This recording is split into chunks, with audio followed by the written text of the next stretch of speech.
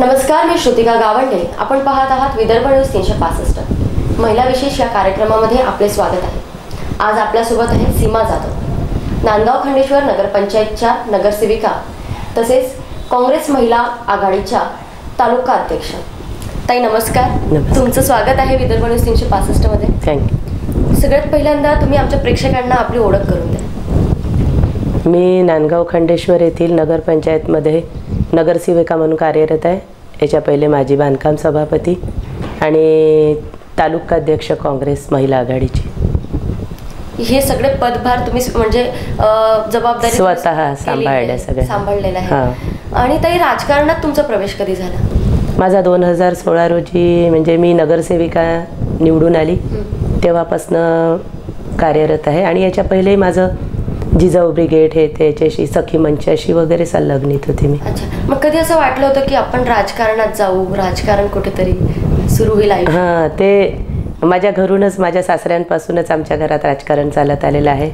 याच्यापूर्वी 5 वर्ष माझे मिस्टर होते नगरसेवक आणि त्याच्यापूर्वी माझे सासरे त्यांनीच म्हणजे विधानसभेला वगैरे उभे होते, आमदारकीला वगैरे. म्हणजे एकंदरीत तुमच्या सासरची जी मंडळी होती सगळे राजकारणी, पार्श्वभूमी तुम्हाला लाभली होती. मात्र जेव्हा तुम्ही राजकारणात यायला निघाला तेव्हा तुम्हाला कुठेतरी एक महिला म्हणून मागे खेचलं गेलं की महिला आहे तर राजकारणात कसं? असं नाही, घरच्या लोकांनी कधीच मागे नाही खेचलं. माझ्या मिस्टरांनी, माझ्या सासऱ्यांनी मला सपोर्टच केला नेहमी. मात्र समाजातून तुम्हाला सपोर्ट होता? समाजातून आता कॉलेजमधनंच मी म्हणजे इलेक्शनला वगैरे उभी राहिलेली आहे. माझं म्हणजे MA झालं आहे. म्हणजे लग्नाच्या पहिले मी फक्त सोशॉलॉजीत MA केलं होतं. माझ्या सासऱ्यांच्या सपोर्टमुळे, घरच्या लोकांच्या याच्यामुळे मी लग्न झाल्यानंतर मराठीत पुन्हा MA केलं. म्हणजे शिकण्यावर काही पाबंदी नाही? लग्न झाल्यानंतरही तुम्ही? माझ्या घरात मला म्हणजे हे सहकार्यच मिळालं नेहमी शिकण्यासाठी पण, शिकण्यासाठी, बाहेर निघण्यासाठी. बालपण कसं होतं मग? माहेरची मंडळी? बालपण माझं म्हणजे आमच्याकडे आम्ही दोघीच बहिणी आणि आमचे वडील नोकरीवाले, त्याच्यामुळे आम्हाला घरात सगळं छोटंसं कुटुंब आणि सगळ्या सवलती मिळाल्या. सगळं काही व्यवस्थित झालं. असं कुठलेच बंधनकारक असं काहीच नव्हतं. आणि त्याच्यामुळे कॉलेजमध्ये होतात तेव्हा नक्कीच राजकारणात तुमचा इंटरेस्ट होता म्हणून इलेक्शन वगैरे केलं. पण आणखी काय गोष्टी आवडायच्या तेव्हा? मला कसं, मी शहरात लहानपणापासून मोठी पूर्ण शहरातच झाली, नागपूरमध्ये. माझं बालपण तिथेच गेलं, शिक्षण, युनिव्हर्सिटी वगैरे सगळं तिथेच झालं. आणि त्याच्यानंतर मला म्हणजे लग्न झाल्यानंतर मी खेड्यात आली, एकदम तालुक्यात. त्याच्यामुळे पहिले मला थोडं कठीण गेलं, घराच्या बाहेर नाही निघणं आणि घरात राहणं वगैरे. पण त्याही सगळ्या चला आपण एक महिला आहो, आपल्यावर जबाबदाऱ्या आहे घरच्या, ते सगळं मी व्यवस्थित पार पाडलं. आणि हळूहळू मग ते राजकारणात थोडासा इंटरेस्ट होत गेला. पहिले अंगात रक्तात होतच ते, मग ते कर्मात आलं. आणि सपोर्ट मिळाल्यामुळे ते आणखीच करू शकली. मग कुठेतरी असं वाटतं की स्त्रियांना घरच्यांचा जेव्हा सपोर्ट असतो तेव्हा स्त्री सहजपणे बाहेर निघू शकते, काहीतरी स्वतःचं अस्तित्व निर्माण करू शकते. ते तर आहेच. घरच्यांचा सपोर्टही महत्त्वाचा आहे. आणि जर घरच्यांचा सपोर्ट नसला तर तिला पहिलेच समाजाचा संघर्ष करावा लागतो. आणि जर घरच्यांचा सपोर्ट नसला, घरातही संघर्ष, त्याच्यामुळे तिला डबल संघर्ष करावा लागेल. म्हणून माझ्या मते तरी घरच्यांचा सपोर्ट खूप महत्त्वाचा आहे. आणि असं म्हटलं जातं की स्त्री आणि ॲडजस्टमेंट यांचं खूप जवळचं नातं आहे. स्त्री म्हटलं की तिला ॲडजस्टमेंट करावंच लागते. तर तुमच्या आयुष्यात असं कधी करावं लागलं तुम्हाला? मला खूप वेळा करावं लागलं. काही गोष्टी म्हणजे घरच्यांसाठी ज्या घरी पटत नव्हत्या, त्या आपल्या मनाविरोधात जरी असल्या तरी म्हणजे करावं लागल्या त्या गोष्टी. बरेचदा आपली काही इच्छाही असली काही करण्याची तरी घरच्यांना आवडत नाही किंवा समाज काय म्हणेल. मग कुठेतरी मन मुरगळावं लागलं. आणखी काय वाटतं की स्त्रियांना जर बाहेर निघायचं आहे, स्त्री सशक्तीकरण जर करणे गरजेचं आहे तर काय व्हायला पाहिजे? स्त्रियांना कसं, आपण आपल्या मुलींना जेव्हा जन्म देतो तेव्हा आपण आपल्या घरात एक मुलगी आली आपण जसं जगत आलो, म्हणजे आपण ज्या याने जगत आलो तसंच आपण आपल्या मुलांना न घडवता आता जे समाज जो ज्या स्तरावर चाललेला आहे त्या लेवलनी आपल्या मुलींनाही आपण पुढे जावं असं मला तरी वाटते. माझ्या मुलीला मलाही आता 19 लागलं, माझी मुलगी BTech सेकंड इयरला आहे. तर मी माझ्या मुलीला कुठेही असं कमी लेखत नाही. तिने तिच्या मनाप्रमाणे तिने जे म्हटलं ते. पण अशा काही अशाही गोष्टी आहे समाजात किंवा मुलींच्या अगेन्स्ट असतात. त्या गोष्टी मग काही ठिकाणी थोडंसं म्हणजे मुलींना विरोधही करावा लागतो. आणि आत्ताची जी अवस्था आहे आपण बघत आहोत की मुलींना म्हणजे आपण पोटात तरी बेटी बचाओ बेटी पढाओ हे जरी सुरू असलं, मात्र ती मुलगी समजा जगली, नंतर वाढली, शिकली, तरी तिच्यावर अन्याय अत्याचार होतोय. कोणी जाळतंय, कोणी ॲसिड टाकतंय. तर याबद्दल काय वाटतं? समाजाची जी ही क्रूरता आहे, समाजाची जी क्रूरता आहे ती तर आता पहिले पुरातन काळापासूनच चालत आली आहे. पण आता आपण म्हणतो की जग 21व्या शतकाकडे चाललेलं आहे बा. तर मग त्या मानाने आपण, मला तरी वाटते का आपण स्त्रिया मागेच आहोत. आपण आपल्या घरूनच त्या गोष्टीला आपल्या मुलांनाच प्रोत्साहन दिलं पाहिजे. आपल्या मुलींनाच, आपल्या मुलांना, आपले मुलं जेव्हा बरोबरीचे होतात तेव्हा आपण आपल्या मुलांवर ते संस्कार घातले पाहिजे की जे आपण आपल्या आई बहिणीकडे घरी ज्या दृष्टीने पाहतो तसं बाहेर समाजातही त्यांच्याकडे पाहिलं पाहिजे. बरोबर आहे. मुलांनी आणि मुलींनी पण आपण आपल्यावर जो अन्याय होतो आपण सहन करतो तो सहन नाही केला पाहिजे. आणि बाहेरच्यांवर जो अन्याय झाला त्याच्या विरुद्ध आपण आवाज उठवला पाहिजे. बरेचदा मुली सतर्कतेमध्ये कुठेतरी कमी पडतात आणि जेव्हा त्यांच्यावर अन्याय होत राहतो तेव्हा त्या सहन करतात. तर तुमचं असं म्हणणं आहे की ते सहन करायला नको, बोलणं शिका. हां, बोलणं शिका. आपल्या मनातला सगळा राग द्वेष आहे तो सगळा बाहेर काढून टाका. म्हणजे तुमच्या मनात काही क्रूरपणा राहणारच नाही. त्याच्यामुळे अशा समाजात घटना घडणारच नाही, मला तरी असं वाटतं. आणि आपण पाहतो की अनेक स्त्रिया असतात ज्यांच्या अंगी काही गुण असतात, काही करण्याची जिद्दही असते, मात्र त्या घराच्या बाहेर पडू शकत नाही. हां, तेच. मी प्रत्येक ठिकाणी महिला मेळाव्यात वगैरे मला बोलावतात, खूप ठिकाणी मी जाते. मी तिथे तेच सांगत असते त्यांना की बा तुमच्या प्रत्येक स्त्रीमध्ये एक काहीतरी सुप्त गुण असतो आणि त्यांनी तो आपला लपवायला नको. आपला तो 4 चौघात जाऊन बाहेर काढायलाच पाहिजे. जर तो त्यांचा गुण आपण बाहेर काढला नाही तर मग त्या महिलेला काय तसंच चूल आणि मूल करता करता जगा आणि मरा. माझ्या मते तरी या गोष्टी. आणि तुम्ही एवढ्या ठिकाणी काम केलेलं आहे, एका पक्षामध्ये काम केलं आहे, आज तुम्ही नगरसेविका म्हणून काम करताय, संभाजी ब्रिगेडमध्ये तुम्ही काम केलं आहे. तर यामध्ये सगळं काम करत असताना कुठेतरी महिला म्हणून डावलण्याचा प्रयत्न झाला आहे का? कारण की बरेचदा आपण आपली जी संस्कृती आहे ती पुरुषप्रधान संस्कृती आहे आणि इथे महिलांना कमी लेखलं जातं. तर असा कधी अनुभव आला? मला नगरपंचायतमध्ये तर खूप अनुभव आला. माझ्याच म्हणजे माझ्याजवळ बसणाऱ्याच माझ्या कलिगांनीच मला खूप वेळा डावलला एक महिला म्हणून की बा ह्या मला, मी जेव्हा बांधकाम सभापती झाली तेव्हाही माझ्या विरुद्ध पुरुषांनीच म्हटलं तरी चालेल, पुरुषांनी खूप हे केलं की बा ह्या नाही झाल्या पाहिजे सभापती. पण मला जे व्हायचं होतं, मला जे करायचं होतं ते मी भांडून वगैरे माझा हक्क हिरावून घेतलाच त्यांच्याकडून. आणि बरेचदा आपण बघतो की जेव्हा महिला काहीतरी करायला जातात आणि पुरुषांना असं वाटतं की महिला आपल्यावर वर्चस्व गाजवत आहे, काही पुरुषांना ते सहन होत नाही होत ना. मग स्त्रियांना त्रास द्यायला सुरुवात होते. तेव्हा तुम्हाला काय वाटतं? मला असा समाजात तर असा, आता मी नाव नाही सांगणार, पण मला म्हणजे माझं पद गेलं पाहिजे बुवा याच्यासाठी खूप लोकांनी प्रयत्न केले, खूप आरोप केले, खूप काही केलं. आता ते काही सांगण्यात अर्थ नाही आहे इथे. पण मी त्या सगळ्यांना म्हणजे हे देऊन खंबीर राहायला पाहिजे. माझ्या प्रयत्नाने म्हणा की माझ्या बोलण्याने मी त्यांना डावलून पुढे आले. आणि आणखी काय वाटतं की ज्या स्त्रिया आहेत त्यांना तुम्ही काय सांगाल, काय संदेश द्याल?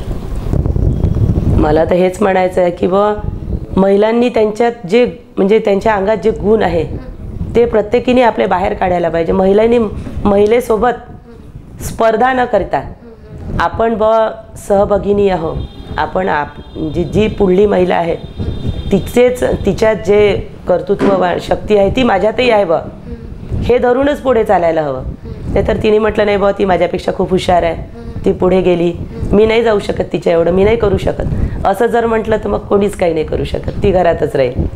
म्हणून प्रत्येकीने समोरच्या महिलेसोबत स्पर्धा न करता आपण दोघीजणी सारखा हो तिला कमी लेखलं पाहिजे, मी पुढे गेली पाहिजे, हेही करायला नको. म्हणून खांद्याला खांदा लावून महिलांनी सगळं एकत्रित येऊन हे सगळं समाजात ज्या वाईट प्रवृत्ती चालल्या आहेत त्याला तोंड द्यायला पाहिजे. आणि खरं तर समाजात जेव्हा स्त्रिया वावरतात तेव्हा बरेचदा असे अनुभव येतात की स्त्री असल्याचा स्वतःलाच कुठेतरी राग येतो की जर मी स्त्री नसती इथे तर कदाचित हे काम मला करता आलं असतं आणखी चांगल्या पद्धतीने.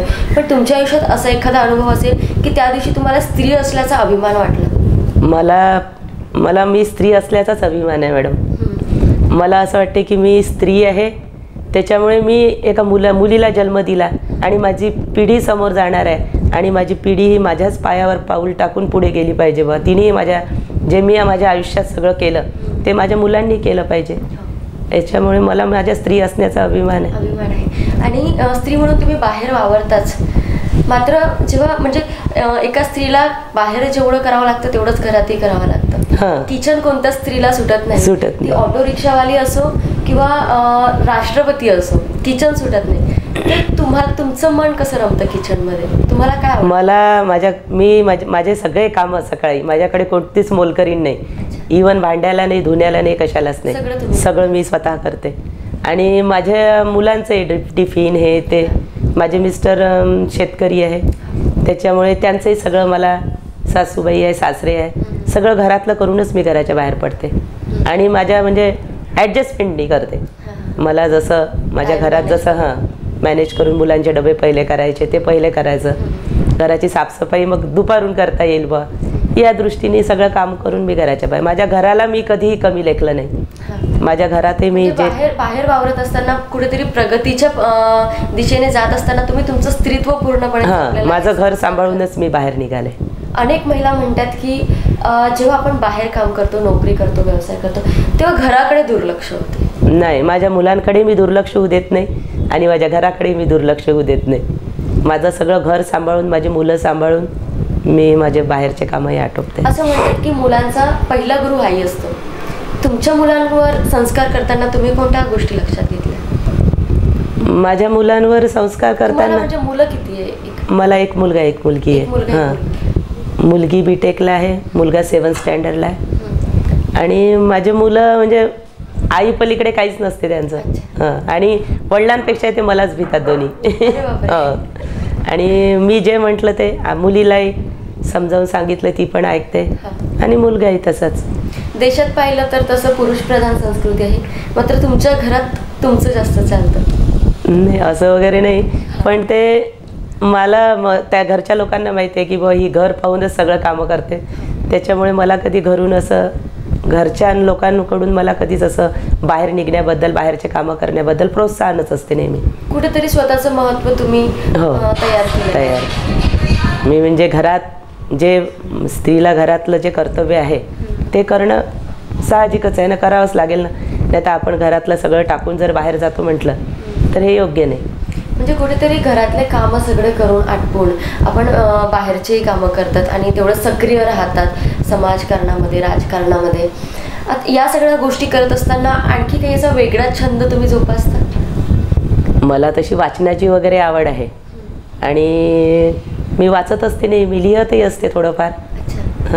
आणि लिखाणामध्ये तुम्ही लेख लिहिता, कविता लिहिता? हो, मी असं म्हणजे माझे जे स्पीच वगैरे आहे बाहेरच्या मी स्वतःच तयार करते, मी स्वतःच लिहिते. पहिले मुलांनाही शाळेत काही त्यांच्या स्पीचेस असतात, त्यांनाही असं शाळेच्या कोणत्या म्हणजे अदर जे कार्यक्रम असतात त्यांच्या शाळेत ॲक्टिव्हिटीज, त्याच्यात मी त्यांना मदत करते. आणि वाचनामध्ये मग सगळ्यात जास्त असा कोणता लेखक आहे तुम्हाला? माझं मराठी लिटरेचरमध्ये MA केलं आहे मी, त्याच्यामुळे मला कादंबऱ्या आणि नाटक वगैरे वाचायला खूप आवडते. मला अभ्यासाला स्पर्श नाटक होतं, त्याच्यामुळे मी त्या स्पर्श नाटक मला एवढं आवडते. आणि वीज मिळाली धरतीला, ती झाशीच्या राणीवर होतं ते. त्याच्यामुळे मला पहिल्यापासून मला हे असं ज्या वीरांगणा वगैरे आहे त्यांच्याबद्दल वाचायलाच आवडते. म्हणजे ज्या कर्तृत्ववान स्त्रियांबद्दल त्यांच्याबद्दल वाचायला आवडतं. इंदिरा गांधींबद्दलही मी खूप वाचलेलं आहे त्यांचं लहानपणापासून. राजकारणामध्ये म्हणा किंवा एक आयुष्य जगत असताना तुम्ही आदर्श कोणाला मानता? माझ्या आदर्श तर माझं घरच म्हटलं तरी चालेल. माझ्या घरातनंच मला सगळं काही मिळालं, त्याच्यामुळे माझे आई वडील, माझे सासू सासरे आणि माझे मिस्टर, याच्याशिवाय मी कधी कोणाला आदर्श मानलंच नाही. आणि राजकारणात फॉलो कोणाला करता? आता काँग्रेस पक्षात तुम्ही आहात. मी संपर्कात वीरेंद्रभाऊ जगताप यांच्याच आली, त्याच्यामुळे मला त्यांच्याकडनंच सगळं सपोर्ट मिळाला आहे आतापर्यंत. त्यांनाच आता माझा आदर्श म्हटलं तरी चालेल. नक्कीच. आणि आपण म्हणजे तुमच्या स्वतःच्या आयुष्यावरून पण लक्षात येते, आणि आपण असं म्हणतोय की जर स्त्री बाहेर पडत असेल किंवा स्त्री कुठेतरी काही करत असेल तर यासाठी खूप भक्कम सपोर्ट असतो तो तिच्या वडिलांचा, भावाचा, नवऱ्याचा, सासऱ्याचा. म्हणजे कुठेतरी एक पुरुष त्या स्त्रीला खांद्याला खांदा लावून जेव्हा मदत करतो, एक थाप देतो शाबासकीची, तेव्हा ती सगळं काही करू शकते. तर नक्कीच आजच्या दिवशी आपण पुरुषांना काय संदेश द्या या चॅनलच्या माध्यमातून? पुरुषांना संदेश देण्या एवढं काही असं माझं काही मोठं काम नाही आहे, पण माझ्यापेक्षा मला माझे मिस्टर मला महत्त्वाचे वाटतात. आणि प्रत्येकाने म्हणजे पुरुषांनीच महिलेला समजून घेतलं पाहिजे. घरातला जर पुरुषच महिलेला समजणार नाही, घरातल्या स्त्रीला समजणार नाही, मग बाहेरचा काय समजेल? म्हणून प्रत्येक जो पुरुष आहे त्याने आपल्या घरातल्या महिलेला सर्वप्रथम समजून घेतलं तर तो समाजातल्या स्त्रियांना काहीतरी महत्त्व देऊ शकेल असं मला वाटतं. आणि आतापर्यंत तुम्ही एवढी सगळी धावपळ करत आलात आणि बरेचशी कामं तुम्ही केली आहेत, मात्र आता पुन्हा म्हणजे आपण म्हणू शकतो की तुमचं एखादं स्वप्न किंवा हे एखादं कार्य जे मला करायचं आहे, पूर्णत्वास न्यायचं आहे, असं काय? मला माझ्या गावासाठी काहीतरी केलं पाहिजे असं वाटते नेहमी. माझ्या गावात खूप समस्या आहे आमच्याकडे. आतापर्यंत आमच्या नगरपंचायतला सीओन होता, आता मॅडम आलेले आहे. आणि आता तरी असं वाटते की आपण आता या 6 महिन्यात काही होईल असं वाटत नाही मला. माझ्या गावाची सुधारणा झाली पाहिजे. आपलं गाव एक आदर्श गाव बनलं पाहिजे. आपण ज्या गावात राहतो त्या गावाबद्दलच आपल्या मनात प्रेम असते. कोणत्या महत्त्वाच्या अशा समस्या आहेत की ज्या लवकर सुटायला पाहिजे असं तुम्हाला वाटतं? माझ्या गावात तर तशा फारच समस्या आहे. आणि कचऱ्याची समस्या आहे. कचरा गाड्या आतापर्यंत चालू होत्या त्या बंद झाल्या. ठिकठिकाणी डम्पिंग ग्राउंड नाही आहे. मला तरी असं वाटते की सर्वप्रथम गावात डम्पिंग ग्राउंडला महत्त्व दिलं पाहिजे यांनी. आजपर्यंत ते अध्यक्ष वगैरे ते बदलतच आले आमचे, काहीच काम झालेलं नाही आहे. तर डम्पिंग ग्राउंड झालं पाहिजे. रस्त्याने रोड नाल्या झालेल्या आहे, रोड नाल्या, पण तरीही कॉलनी वगैरे हे राहिलेलं आहे. तिथे पावसाळ्यात खूप कचरा वगैरे होतो, चिखल होतो, त्याच्यामुळे मुलांना शाळेत जायला त्रास होते. तिकडच्या लोकांना इकडे गावाशी संपर्क करायला त्रास होतो. म्हणून असं वाटते ठिकठिकाणी सिमेंट रोड झाले पाहिजे. दिव्यांची सोय झाली पाहिजे. पाण्याची तर सोय झालेलीच पाहिजे, कारण आमच्या इथं पाण्याचा मोठा प्रॉब्लेम आहे. 6 दिवसातनं एकदा नळ येतो. तर तेही आम्हाला असं वाटतं की ऑल्टरनेट झालं पाहिजे. 1 दिवसाच्या आड जरी आलं तरी आमच्या गावच्या स्त्रिया त्यांनी सुखावेल असं वाटते मला. तर या होत्या आपल्यासोबत नांदगाव खंडेश्वर नगरपंचायतच्या नगरसेविका तसेच काँग्रेस महिला आघाडीच्या तालुका अध्यक्ष सीमा जाधव यांच्याशी बोलून आपल्याला समजलं की कुठेतरी एक स्त्री आपल्या अनेक बाहेरच्या जबाबदाऱ्या स्वतःचं घर सांभाळतही पूर्णत्वास नेऊ शकतात. ताई, आमच्या विदर्भ न्यूजमध्ये तुम्ही आलात आणि तुमची खूप महत्त्वाची वेळ तुम्ही आम्हाला दिली, त्यासाठी मनपूर्वक धन्यवाद. थँक्यू.